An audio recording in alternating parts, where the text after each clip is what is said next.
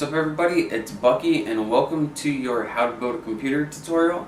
And today we're going to be looking at our power supply, our last component for our computer.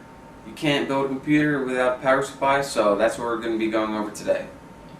Now what the power supply is whenever you plug your computer into the wall, it plugs directly into your power supply, and this in turn is going to go through your motherboard and also connect to all your components and give them power. Now the power supply is more commonly referred to as the PSU, and this stands for power supply unit. That's just, you don't really need to know that, but that's just some fun information for you. The major thing that you want to look for when buying a power supply is the maximum amount of energy it gives off, and this is measured in watts. Anything lower than 300 watts, you really don't want to be putting into your desktop because it's embarrassing and it's going to just fry everything. And it's just going to shut down, and just don't do it, alright? Now anything over 500 for just a basic use desktop, not gaming or anything, this is going to be more than enough to power all of your components. So anything from like go like a 400 to 500, you should be good.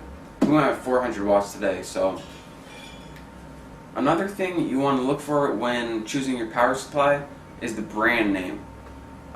This is actually pretty important because there are some cheapo power supplies that as soon as you plug in, they're not reliable. They're just going to shut down and they're just going to fry, and you really don't want to buy a cheapo. So make sure you're getting a good brand name. It's trusted, tested, reliable. So the last thing you want to look for when choosing your power supply is the type of power supply. There are two major types of power supplies out right now. You got your ATX and your ATX 12V. The ATX power supplies are the old power supplies that power the older motherboards. The newer power supplies is the ATX 12V. So when choosing your computer and choosing your motherboard and power supply, make sure it has a 12V hookup. And the difference between ATX and ATX 12V is this. Your power supply is going to be plugging right in here to your main motherboard connector. The ATX power supply used to have 20 pins on these connector, but the ATX 12V power supply, it has 4 extra pins for a total of 24 pins. And these extra 4 pins are going to be used to power your PCI Express adapters.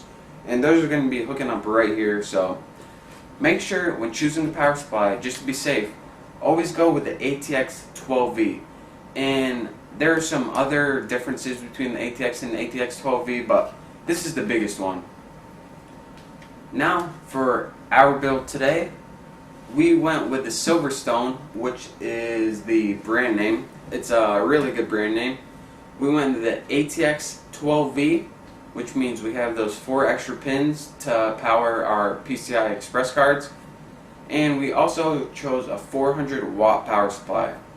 And this is going to be more than suitable enough to power our computer. And if we ever decide to expand, it's going to be just fine to do that too. So now that we got all our components ready, we are ready finally to start building this computer. So make sure you're watching these tutorials in high def, and check out my next tutorial and we can start building this baby. See you next time.